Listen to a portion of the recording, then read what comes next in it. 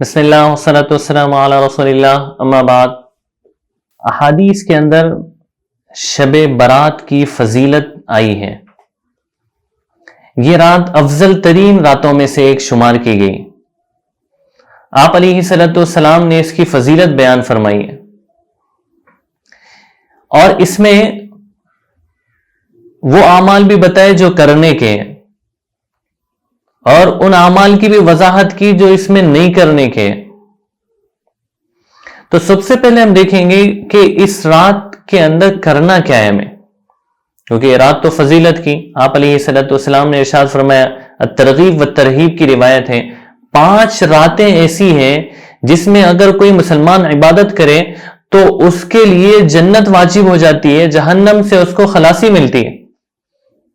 اس میں سے ایک رات ہے شب قدر، اور ایک رات ہے شب برات، اور تیسری ہے عید الفطر کی رات، چوتھی ہے عید الاضحیٰ کی رات، 5ویں ہے یوم عرفہ کی رات۔ تو اس میں سے 5 راتوں میں سے ایک رات ہے شب برات، افضل رات، عبادت کی رات۔ 10 صحابہ اکرام سے مروی ہے ایسی روایات جس میں شب برات کی فضیلت وارد ہوئی۔ تو اس میں کرنے کا سب سے پہلا کام عبادت ہے۔ رات عبادت کے ساتھ گزارنا، بیان سنے، نوافل کا اہتمام کرے، ذکر کرے، تلاوت کرے، کوئی بھی عبادت کرے، عبادت کے ساتھ رات گزارے۔ سب سے پہلا کام عبادت کرنا ہے۔ دوسرا کام، اس رات کے اندر دعا قبول ہوتی ہے، دعا مانگنے کا اہتمام کرنا، رات بھر دعا مانگنا۔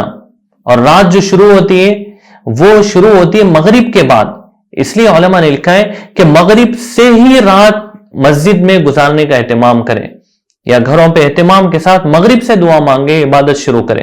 عام طور سے ہمارے پاس عشاء کی نماز دیر سے کر دی جاتی ہے، 8 بجے نماز تھی، 9-10 بجے کر دی۔ اب جو حصہ عبادت کا تھا اس کو اور ڈیلے کر دیا، 10 بجے سے بیان ہوگا، 12 بج جائیں گے، اس کے بعد رات کا حصہ ہی ختم ہو جاتا ہے۔ اس لیے جو رات شروع ہو رہی مغرب سے ہی عبادت کرنے کا اہتمام کرے، وقت سے اس کو عبادت میں لگائے، دعا میں لگائے۔ تو یہ رات دعا مانگنے کی ہے، دعا مانگے۔ اور دعا مانگنے کے اندر دوسری اہم چیز یہ ہے کہ قرآن حدیث کی دعائیں مانگے، جو اللہ نے دعائیں سکھائی ہے، جو انبیاء نے دعائیں سکھائی ہے، ان دعاؤں کے اندر زیادہ تاثیر ہے۔ جو اللہ کے حبیب نے دعائیں سکھائی ہے ان دعاؤں کے اندر زیادہ معنی ہے، زیادہ فضیلت ہے۔ ہم آدھا گھنٹہ اپنی زبان میں دعا مانگے، ایک دعا جو قرآن کی حدیث کی وہ مانگے، وہ افضل ہے۔ سب سے افضل دعا مانگنے کی، ربنا آتینا فی الدنیا حسنہ وفی الآخرۃ حسنہ وقنا عذاب النار۔ دوسرا کام کرنے کا دعا مانگنا ہے۔ تیسرا جو کام کرنے کا ہے وہ ہے احتساب، اپنی زندگی کا حساب لینا، کیونکہ اللہ کے حبیب نے ارشاد فرمایا کہ اس رات کے اندر اللہ پاک سال بھر کے فیصلے فرماتے ہیں، سال بھر کی لسٹ لکھ دی جاتی ہے کہ کون زندوں میں ہوگا، کون مردوں میں ہوگا۔ ہمارا شمار مردوں میں ہو گیا لیکن ہم بے فکر ہیں۔ تو احتساب کی رات ہے کہ ہم سوچیں کہ ہماری زندگی کہاں جا رہی، ہم موت سے قریب ہو رہے ہیں، تو ہم اپنا جائزہ لیں، اپنی زندگی کو صحیح کریں، گناہوں کو چھوڑیں، اعمال پہ، عبادت پہ زندگی آئے، یہ فیصلے کریں اس رات کے اندر، کیونکہ اللہ پاک اوپر فیصلہ کر رہے ہیں۔ تو تیسرا کام احتساب ہے، زندگی کو صحیح رخ پہ لانے کی نیت ہے۔ اور چوتھا کام مغفرت کروانا اپنی۔ اللہ کے حبیب نے ارشاد فرمایا اس رات کے اندر قبیلہ کلب کی بکریوں کے بالوں کے بقدر انسانوں کی مغفرت کی جاتی ہے، جہنم سے ان کو آزاد کیا جاتا ہے۔ تو ہم بھی ان خوش نصیب لوگوں میں ہوں جن کی مغفرت ہو جائے۔ تو اس رات میں مغفرت مانگنا ہے، یہ چوتھا کام ہے۔ مغفرت مانگے اللہ رب العزت سے، مغفرت کا مل جانا بہت بڑی چیز ہے۔ تو یہ 4 اہم کام ہے جو کرنے کے، عبادت کرنا ہے، دعا کرنا ہے، احتساب کرنا ہے، زندگی کو صحیح رخ پہ لانا ہے، اور اسی طرح اس رات کے اندر اپنے آپ کو جہنم سے آزاد کرانا ہے۔ اس کے بعد نہیں کرنے کے کام ہے، نہیں کرنے کے کام۔ اسی طرح ایک کام کرنے کا یہ بھی لکھا ہے کتاب احادیث کے حوالے سے، قبرستان جانا۔ قبرستان جانا آپ علیہ الصلوۃ والسلام سے جو ثابت ہے پوری زندگی میں ایک مرتبہ ثابت ہے، تو اس لیے فقہاء نے لکھا ہے کہ یہ جو ہے مستحب ہے، نہ سنت ہے، نہ فرض ہے، نہ واجب ہے۔ لیکن آپ علیہ الصلوۃ والسلام کی جو زندگی میں شب برات آئی تھی وہ 23 سال آئی، 23 ایئرس آپ کے سامنے شب برات آتی رہی، لیکن ایک ہی سال آپ قبرستان گئے۔ تو اگر کوئی قبرستان جا رہے ہیں تو اچھی چیز ہے، جانا چاہیے قبرستان، لیکن اس کو اس رات کا ایک اہم حصہ سمجھنا، فرض سمجھنا، نہیں گئے تو شب برات قبول نہیں ہوتی، یہ سمجھنا غلط ہے۔ موقع ملے، فرصت ملے، چلے جائیں۔ اسی طرح نہیں کرنے والے کام جو ہیں وہ اہم ہے، اس رات کے اندر نہیں کرنا سب سے اہم، اس کے اندر کسی کو تکلیف نہیں دینا۔ تکلیف دینے کی مختلف شکلیں ہوتی ہیں، آواز پکارا کر رہے ہیں زیادہ، یا پھر کسی کی لائٹ پھوڑ دیے، کسی کا کوئی چیز خراب کر دی جس سے تکلیف ہو رہی، تو اس رات میں تکلیف نہیں پہنچانا ہے۔ اب اس زمانے کے اندر ٹرینڈ چل رہا کہ انفیلڈ لے لیے اور اس میں بہت خطرناک سائلنسر لگا دیے اور اس سے گلی سے گزر رہے، گلی والوں کو تکلیف ہو رہی۔ ایک صاحب میرے سے مل کے بولے کہ ایک صاحب ہمارے گلی میں سے رات کے 12 بجے کے بعد سے گزرتے ہیں، لیکن ان کی سائلنسر کی جو آواز ہوتی ہے اس کی وجہ سے بچے اٹھ جاتے ہیں ہمارے گھر کے، تو ہماری زبان سے روزانہ بد دعا نکلتی اس کے لیے، روزانہ۔ ایسا ہو رہا ہے آج کل، آپ جس کے سامنے سے جائیں گے بچوں کی نیند خراب ہوگی تو واقعی بد دعا نکلے گی۔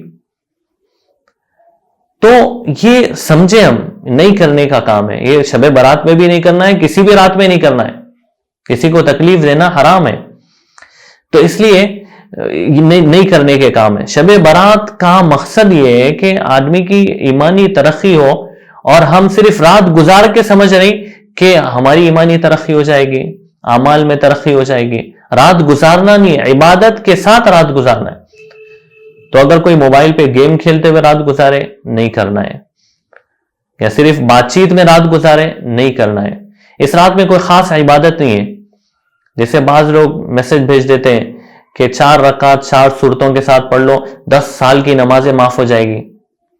اچھا ہوتا اگر ایسا ہوتا تو ہم بھی وہی کرتے تھے، یا جو کوئی بھی عالم ہو یا امام ہے تو سب سے پہلے وہ وہی کرتے تھے، 4 رکعت پڑھ لو، چھٹی، 10 سال نمازیں چھوڑ دو۔ تو ایسا نہیں ہے، تو ایسی کوئی 4 رکعتیں نہیں ہے، ایسا کوئی حلوہ بنانا ضروری نہیں ہے، کوئی بھی کھانا بنائے کھائیں، لیکن کوئی خاص چیز بنانا بھی اس رات کا ایک حصہ نہیں ہے۔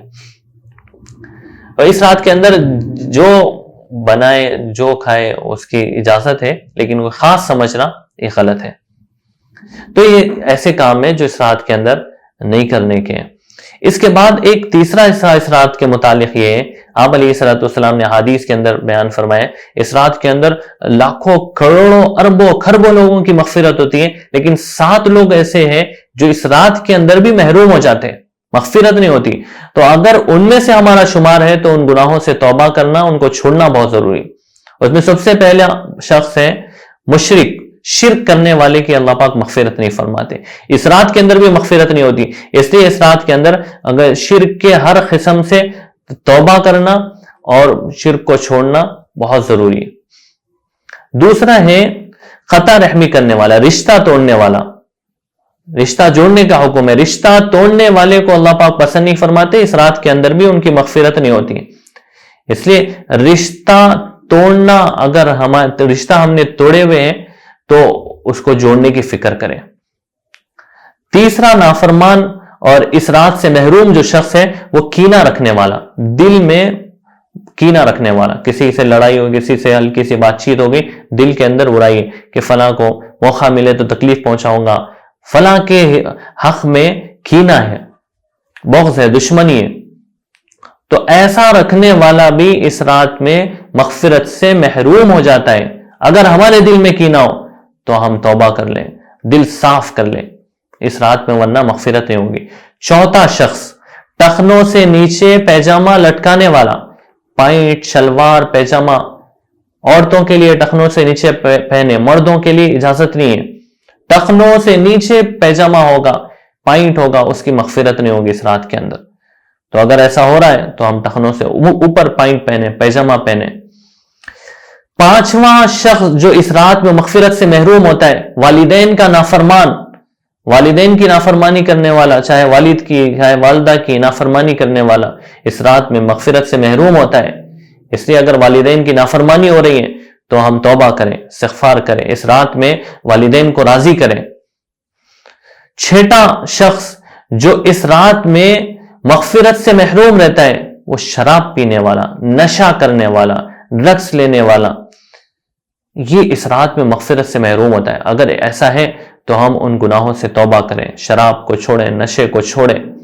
7واں اللہ کا نافرمان جو اس رات میں مغفرت سے محروم ہوتا ہے وہ ہے کسی کو قتل کرنے والا، کسی کو ناحق مارنے والا۔ یہ 7 لوگ ایسے ہیں جو اس رات میں مغفرت سے محروم ہوتے ہیں۔ اگر ہم میں ان میں سے کوئی بھی گناہ ہمارے اندر ہے تو اس کو اس رات میں چھوڑیں، نیت کریں، سچی توبہ کریں، آئندہ کوئی گناہ ایسا نہیں کریں گے۔ تو شب برات مغفرت کی رات ہے، اس میں ہم اپنے آپ کی مغفرت کروائیں، کرنے کے کام جو ہے وہ کریں، جو چھوڑنے کے کام ہے ان سے آپ اپنے آپ کو روکیں۔ اللہ رب العزت سے دعا ہے اللہ پاک عمل کی توفیق عطا فرمائے۔ وما علینا الا البلاغ۔